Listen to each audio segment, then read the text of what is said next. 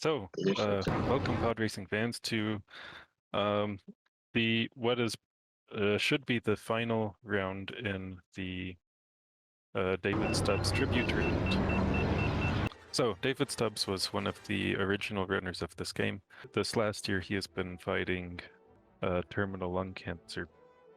So, he requested that we do this tournament in his honor, and this should be the final round of the tournament.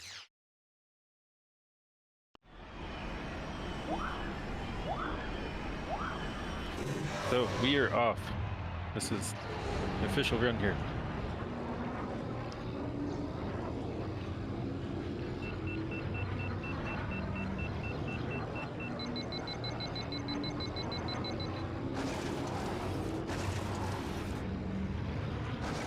Ooh, early death from digital. That's always rough to see. Yeah, especially it gets really narrow down there. Yeah. Especially when you're trying to go at speed.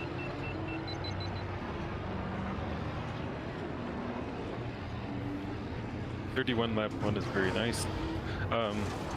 Yeah, Mikey is also one of the older runners of this game.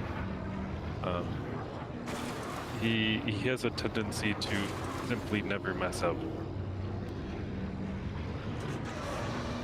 Digital has also been with us for a couple years, and he has improved quite a lot this last year, so we'll see what he can pull off in this tournament.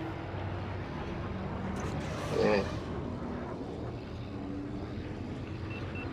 Sorry, let me sync the screens here.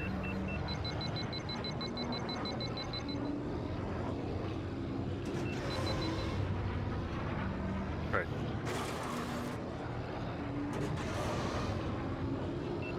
I noticed that Mikey has his camera a lot further back than digital. Yeah, some players prefer that camera. 135.7. That is incredibly fast. I've never managed to get a time like that.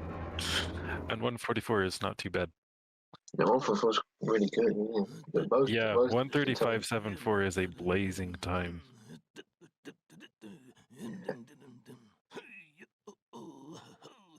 Especially since they had another AI opponent on there as well. AI opponent. First was AI, an AI opponent on the track as well. Yeah. Well, having the AI opponent on there is a common strategy because a Bulba can clear a couple of the rocks, so you don't have to deal with them on laps 2 and 3. That's interesting. Yeah. I always get annoyed there because I always crash into them. That's the problem. Yeah, the big one right out of the canyon, he clears for you on lap 2 and 3. Which is probably the single most annoying rock. All right, so how this tournament works. So we just did the Boonta training course. Since David was a specialist of the amateur circuit, this tournament consists of doing each of the amateur circuit tracks. So we have 6 more tracks to go. The next one is Mon Gazza Speedway, which is the shortest track in the game by more than a factor of 2. World record on the tracks currently stands at 39 point something, and as you can see, David had put in a time, I think within about 1/10 of a second of the world record. It is, yeah, his time on Mon Gazza Speedway is extremely impressive. It looks like DigitalUnity will be opting for Bullseye, who is a slower but much safer pod on a track like this, and he left the AI runner on here. There is no advantage to having Teamto run with you on this track, but I guess he's not much of a hindrance either. Yeah, just as if you catch up to the AI, they'll become a problem later on. Yeah, and as Game Draco pointed out, this is probably one of the worst tracks on the Switch. Oh, speaking of which, DigitalUnity is running on the Switch. He is our first, and I believe only participant in a tournament to run on something other than the PC. Oh, so he's like a cap. Is that why he's using the capture card then to stream it on? Yeah, yep. Alright, so commentating this round is much like commentating a horse race because a lap is 14 seconds long, and when you got two of them, you got, it gets insane.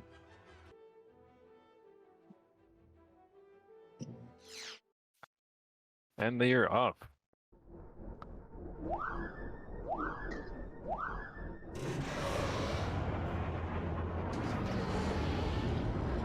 Alright, so Digital already finishing lap 1. 14.9 seconds, which is not a bad time with Bullseye, but again, Bullseye is a much slower pod on this track. And we've got a 14.42 seconds from Mikeyburger. Just about half a second faster. Yeah. I don't know if the streams are gonna sink before they finish the run. Oh no. Oh well. 44 and 40.49. Excellent. Yeah, just shows what a faster pod can really do on that track, doesn't it? Oh yeah. Yeah, about 4 seconds, and that's almost all down to pod selection. Running the game on Switch, we should maybe say something a little bit about that. Most players do the tournament on PC simply because it is much easier to stream. You don't need a capture card or anything. PC is also the optimal, generally the optimal platform for running this game, but only by a small margin. Because frame rate affects your handling characteristics, and lower frame rates are usually better. And since the Switch is locked at 60, whereas on PC you can adjust your frame rate freely, Switch is a small disadvantage. Yeah, isn't the normal frame rate about around 40 something, isn't it? Or just Oh, it depends. On the N64, it ran at 24 frames per second. On the Dreamcast, it ran at 30. All of the new platforms, Switch, Xbox One, and PS4, run at 60. So when this game is played in a, casual context, just, the standard gamer playing the game through the first time, the Boonta training course is a really straightforward track. Mon Gazza Speedway is really short. And then you get to Beedo's Wild Ride, which is the first technical track in the game. It's a bunch of really straight lines, but there are a lot of places where you can die like Mike just did. Yeah. Yeah, you encounter this ice field, there are big jumps, there's this narrow bridge there. It's very different from the two tracks that came before it. I always, I think when I first did this, I was always like, wait, how can I slide on ice? There's literally no wheels on this. However, repulsor grips, man, will it work? I mean, I'm glad I don't slide all the time. I don't imagine if this entire game was just ice physics, like Wipeout. Oh, goodness. It'd be really annoying to control. So you see this tent shortcut that Mikey is taking here. Nailing that tent at full speed is really tricky. On this track, it saves a couple tenths of a second per lap. So it's certainly worth taking, but it is easy to die on the tent entrance, and it is easy to die on the exit of the shortcut, as Mike did in the last lap of his warm-up. And obviously, if you die, you're looking at losing 4 or 5 seconds. And so that route is only viable if you're really confident in it. Yeah. and it's clear by Mikey's time in the warm-up that he's pretty confident in it. And the console ports, unlike the PC port, supported things like split screen multiplayer, whereas the PC version doesn't. Anyway, so they are both off. Yep.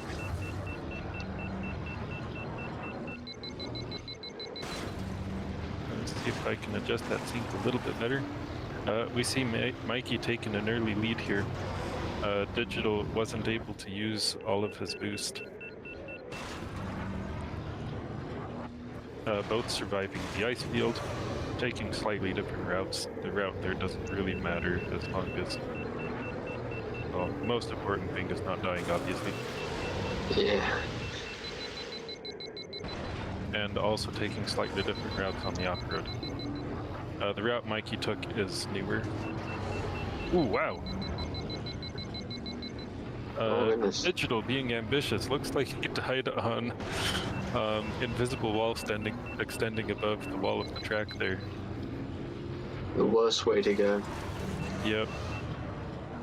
Oh, the stream's finally synced. I put in the sync like 40 seconds ago. It was so good that no one noticed it. That's right.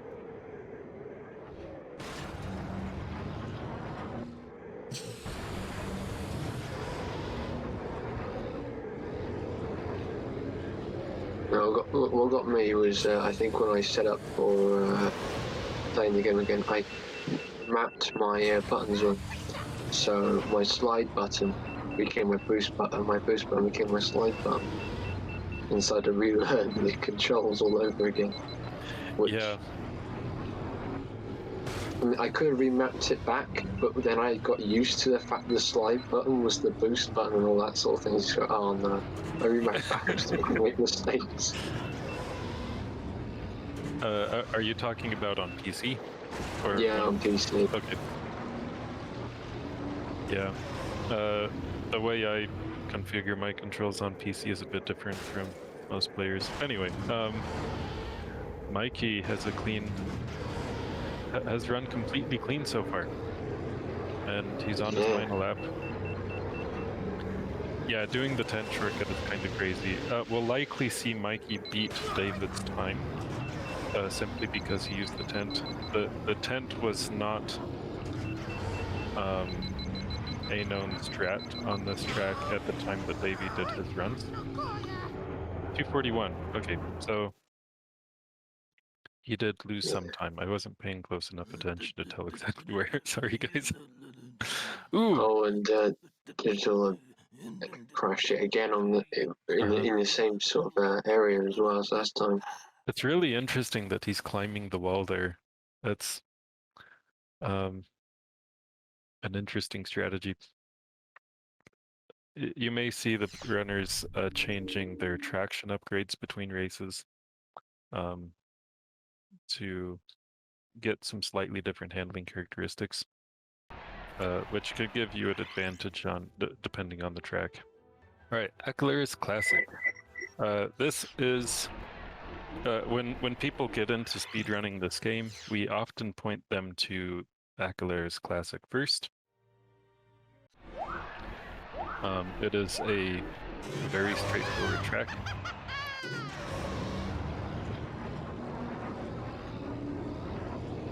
But also it encourages you to learn some of the more advanced mechanics in the game, like sliding, which allows you to take turns tighter, since sliding is necessary on the figure 8 at the end of the track, and also very helpful going through the sliding doors. It definitely requires precision turning and all as well. You also get to learn some of the more annoying things about playing this game, such as areas where you can just hit wrong and explode. Yeah. Yeah, this game has a bunch of random death spots. This track has 2 of them. Yeah, I think there's one where if you go on the isn't it right-hand side of the corner down the tunnel? Yep. And then there's one if you go over a lip in some I'm gonna say water, but it's not water. I don't know what it actually is. Just a lip. So when you're learning to speedrun this game, one of the first things to do is learn the location of the random death spots and either avoid them or tilt through them. Tilting lifts your pod up off the ground a little bit more, which protects you from most random death spots. So we see Mikey tilting right there, which is another one of the random death spots. There's a little jump in the floor of the track. The graphical quality should be identical between the PCs, a Dreamcast, and all of the new ports. On the N64, the resolution is so low. Anyway, they're both off. Yeah, I'm just looking at the time and stuff, but the font looks different, or it might be the fact that one's been stretched out and then squeezed back in to place. Yeah. It looks very lovely. Anyway, both having a very clean opening to the track. Digital boosting through the doors, Mikey taking a different boost line. So there are a bunch of different boost routes that you can take on this track, and everybody has their preference. It doesn't really matter much which one you choose, as long as you don't waste any time not boosting and cooled off when you could have been boosting. Yeah.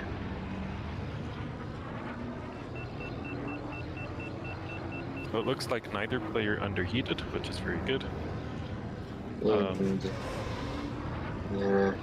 and they seem to be pushing as far as they willingly dare. Mikey has worked out a pretty significant lead here.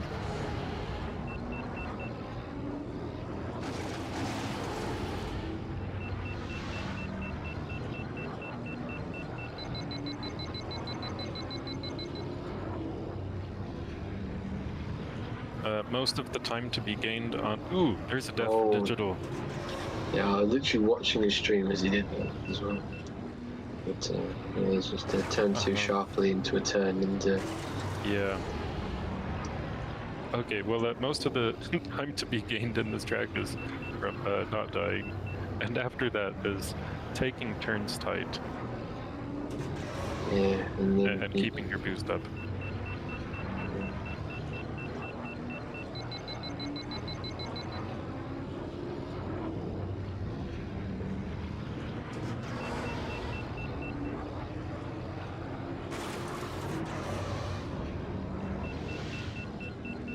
Mikey just has a couple turns left. Yeah, he has to climb up the section here and then go through the figure 8.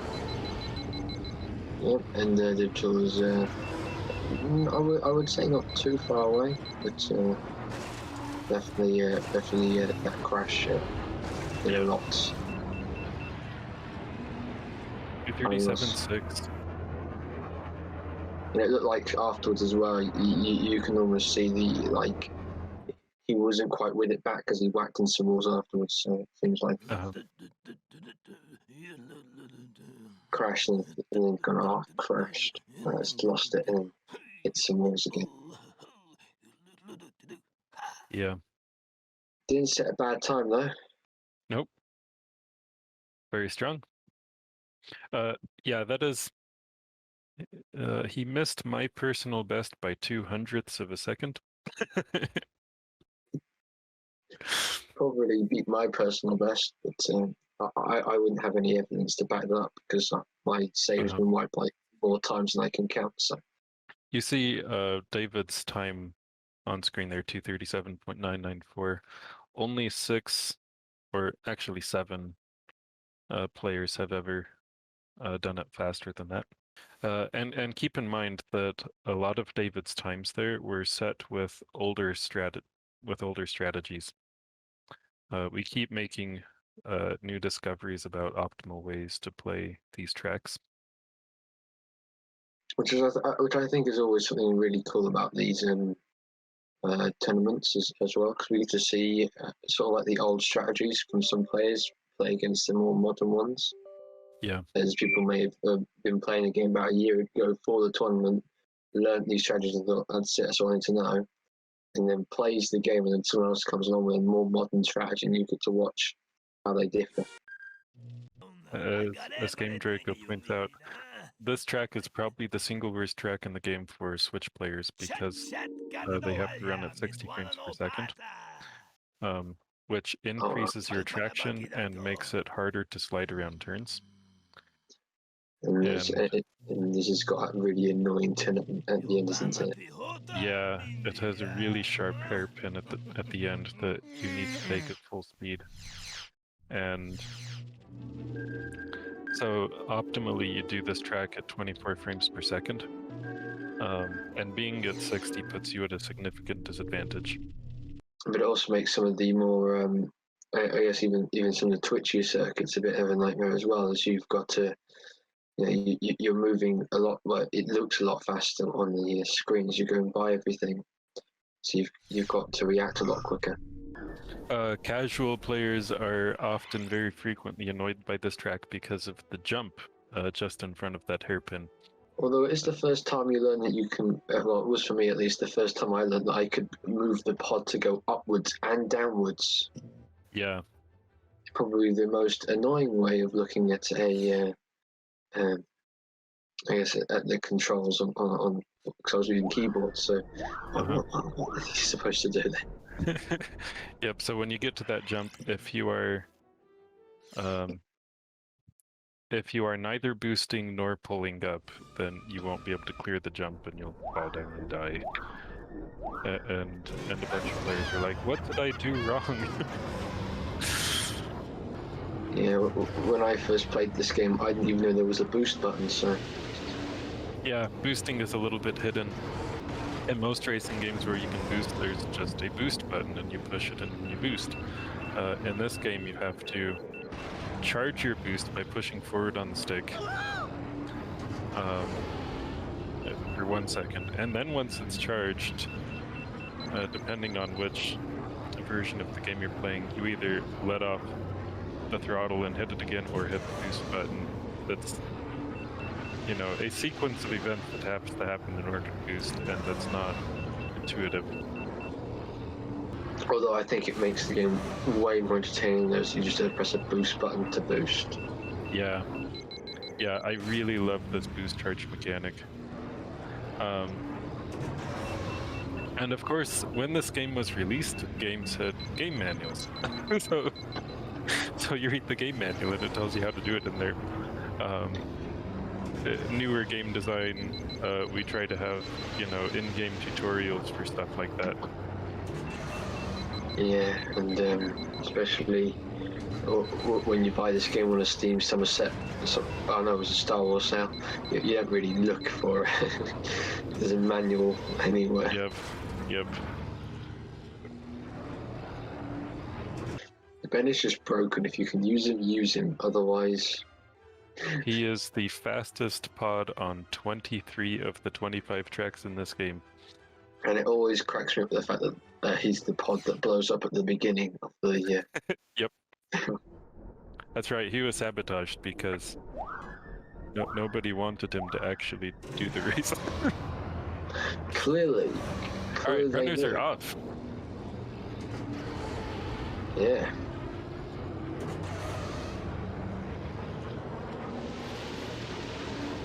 Both having clean starts. We see Mikey using tighter lines than Digital is, which saves him a little bit of time on every turn.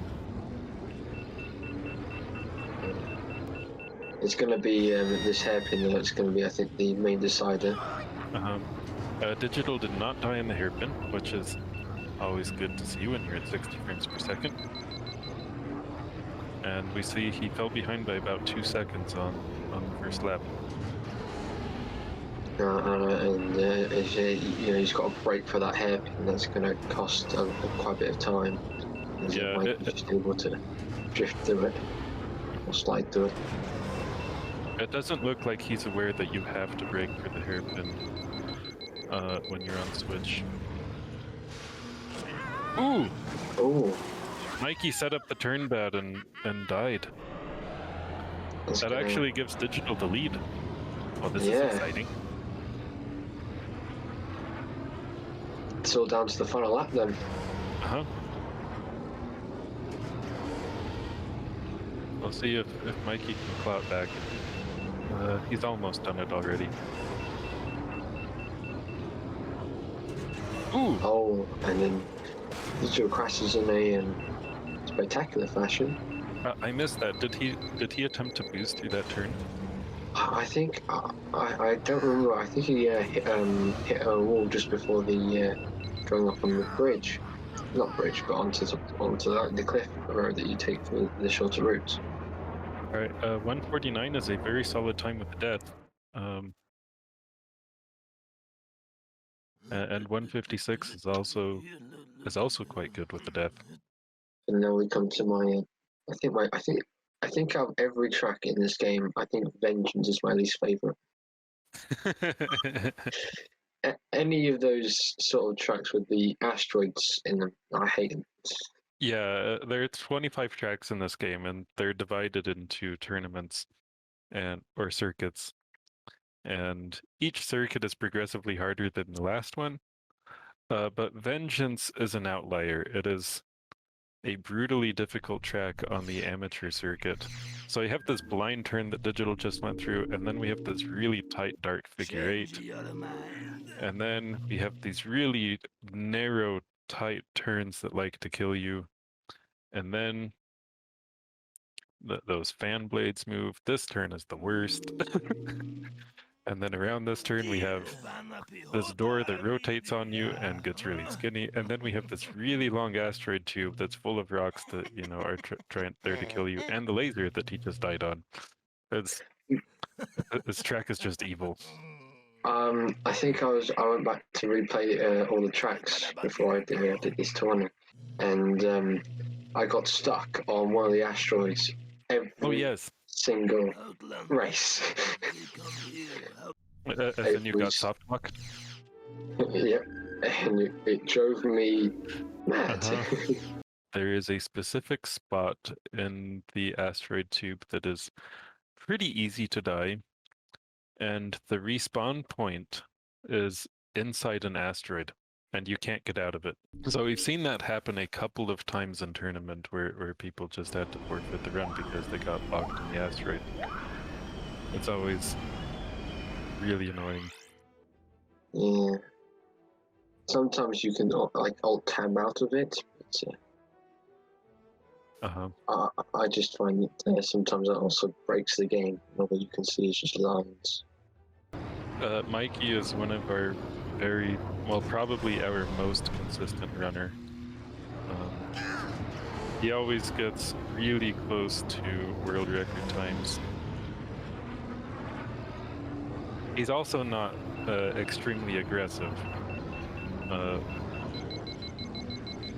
And he doesn't post a lot. He also runs a couple of other games. So I don't know what he's up to most of the time. Oh wait, this is interesting. Mikey is not using Fudsang now, but he was before. And Digital is, but he wasn't before. I'm confused.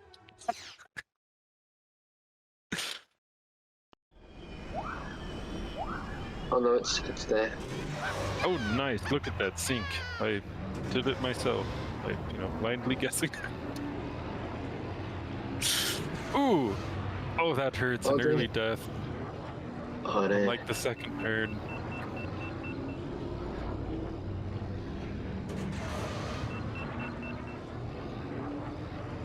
It's getting pretty hard to catch up after that. Especially since Mikey's been pretty much consistently, I think, it's almost 0 crashes, I think, in his warm-up. So it's going to be...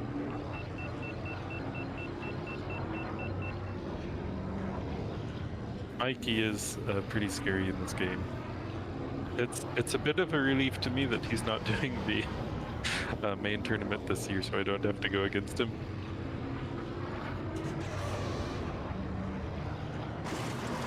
Let's see how digital handles the end of the tube. Just fine. And a 102 first lap from Mikey, which is pretty fantastic.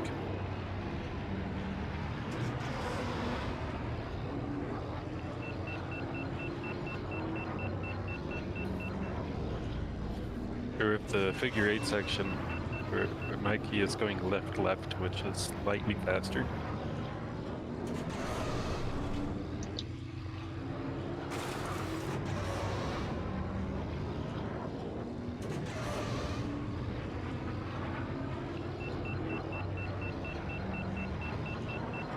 Yeah, and the Dream D is going right left. It's a bit slower.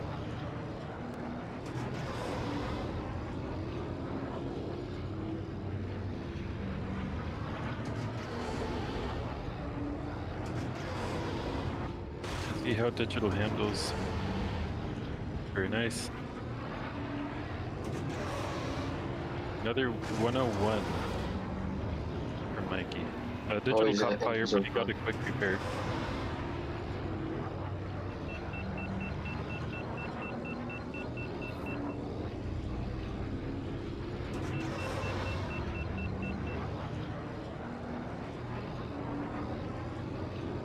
Here, Mikey approaching the fan room. There's a 113 from digital. Wait, did he die this lap? Oh, I don't know if he did. That time is slow enough for a death. I don't remember. It's very hard, okay? There's two screens and we've got to watch both of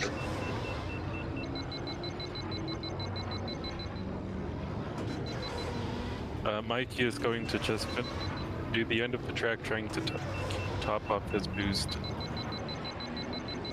Oh, he managed to hold the boost. That is... well, he's underheating slightly. 304! Wow! That is a very fast time. Keepers.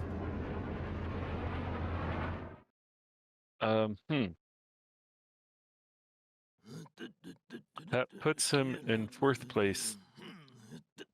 Well, he already was in 4th place. On the speedrun leaderboards. And that Mikey got a 331. Not the Mikey Trees, but 331. We only have one track left here, which is Spice Mine Run. It should be noted that on Spice Mine Run, Mikey is kind of terrifying. The times he is able to consistently put in on this track are just insane. So this track is probably the straightest track in the game. They're very long straight sections and a few turns between them. And you gain time on the track by boosting at the right times and by taking those few turns very tight. And then at the very end of the track, there's a bunch of turns right before the finish line. Managing your boost through those turns is very tricky on the final lap. So an interesting thing about this track, Mikey is approaching one right here, this bulldozer that he just passed. That bulldozer and also the cart that is going up and down. Those are obstacles that are on a timer, and that timer starts once the track is loaded. And so the bulldozer that Mike drove past on lap 3, that is always in a position to kill world record runs.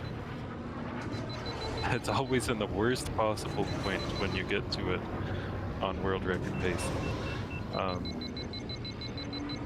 And so we discovered, I think about a year ago, that you can manipulate where that dozer will be if you wait to start the race by a few seconds. And so that is what Mikey did in that run, which is why it was in a favorable position when he got there. Anyway, countdown has been given, so they should be off very shortly here. I guess we can look at the true polygons of this. And there, Mikey waited to start his round to manipulate the timer.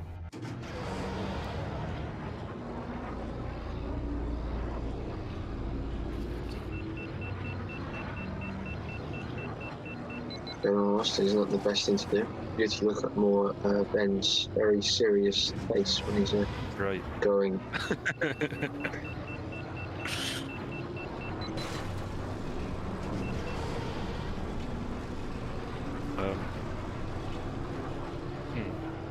Don't know what happened to digital stream. Yeah, it's just sort of. Yeah. He is frozen in time. Nobody knows why. Is that happening on our end or is that on his end? It's hard to say. Probably his? I don't know. Oh, I should update the score, shouldn't I? It is 6-0. I could have also done that.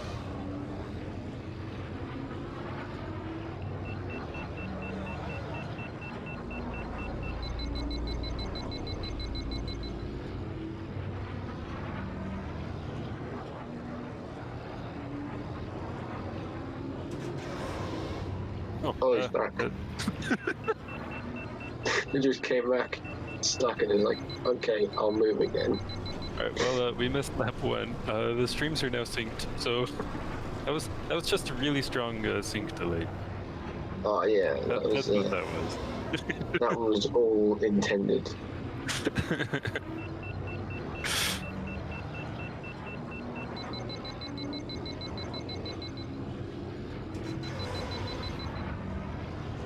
I think we might have missed a crash there. Let's have how far apart they are. Yeah, he is far enough behind to have crashed.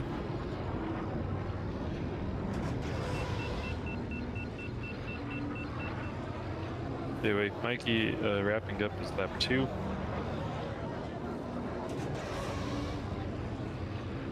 Heading into its final lap. Digital still has the market section here. I really like this market section. It's one of my favorite sections of track in the game. Just because it looks... It's my favourite track. He literally pings off a wall of wax, wax into another one. Yeah, this game likes to do that to you.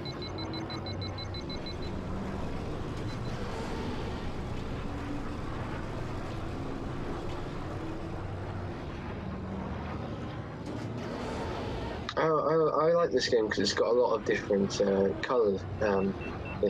That's probably why. It's got a lot of variety. There's so much variety in this game.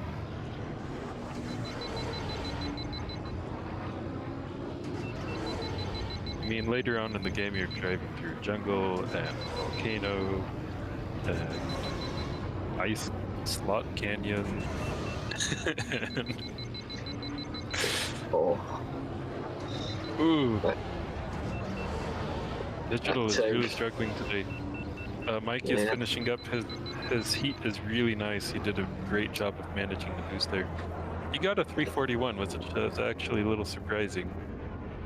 But usually he'd get like a 340 there. Yeah, and you look at his times. He's dropped off pretty much like a second each lap as well. But keep in mind though that 341 that Mikey got is pretty well outside the realm of ability for most players. Yeah, trust me, I know I couldn't do a 341 on a good day. Yeah, it takes a lot of practice to get that time. Hello, Mikey. Hello. And Digital. Hi. Very nice runs. Yeah, they were all practices. Yep. The actual ones that went into the tournament logs are trash. So I suggest you to stop doing practice runs and just so that when you do your, just do one run of each track, basically. Yep. It's the same reason I never studied for tests during school.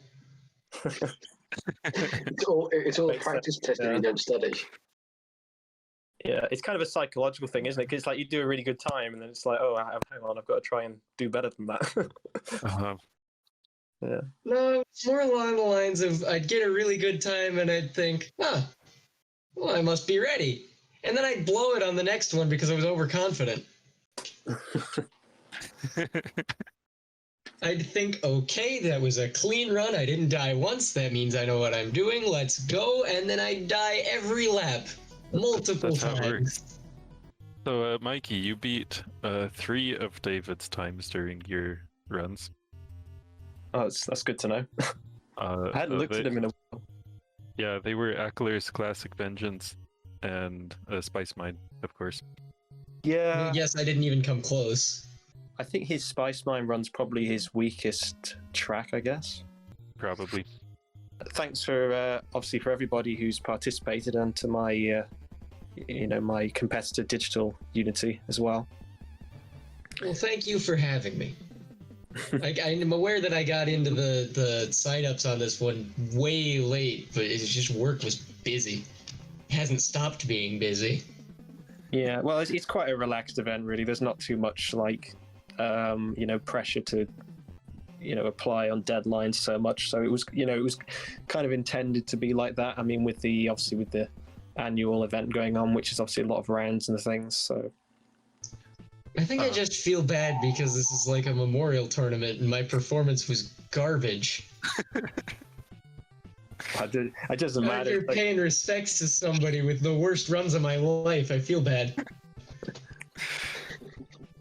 It's just, I mean, the thing is, it's kind of tough in a way because it's only 7 races and it's one match, and if you kind of screw it up, it can. I don't know if I should say that or not, but it's obviously not great for you, but it's you can only do so much. If you've only got one match, I mean, you just need just have an off day or something, and it could kind of go wrong. So it's not really meant to be ultra serious or anything. So I wouldn't worry about it too. Yeah.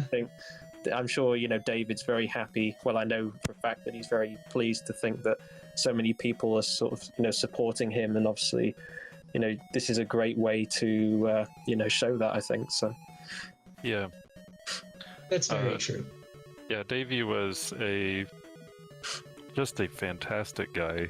It was always so fun to talk to and do tournaments with. He participated in our first tournament that we had a couple years ago, and he was always so fun to have on. Yeah, it was a shame that he suffered a little bit with his some streaming issues, I think, in that tournament. But otherwise, I think he'd have been a lot more competitive, and I think that's true for a lot of players as well. I think David actually at the time was like using the same as what I used to play on, which was like a Windows 98, I think it was. Yeah. 98. So it's kind of disadvantage, Yeah. Yeah. Well, I mean, he had started running the game on. Well, yeah, he was running before the newer PC release was made, right? I think he was always on Windows 98, or maybe he played it on XP for the tournament, but I think. Yeah, there's a couple other problems with that. Even on old versions of XP, I remember this because I played this game a lot on XP. There was a patch or something that you needed to download and install anyway to fix whiteout glitches on Adobe Mountain Run? Uh-huh. Or Howler Gorge, one of those two. That's an infamous one that I ran into a lot, was whiteouts. Yeah, it's true actually, and actually for me, I couldn't even get the game to run because it was like 16-bit, and obviously you need 32, so I had to download a patch for like a 32-bit version of the game anyway. So yeah, it worked on XP. But yeah, it's been very fun to have this tournament. Thank you for hosting it for us, Mikey. And also thank you very much. Gaming. Thanks to everybody for supporting this event. And for That's No Good and kingbeandip supporting in commentary, and obviously again Speed Gaming for hosting. So thank you very much.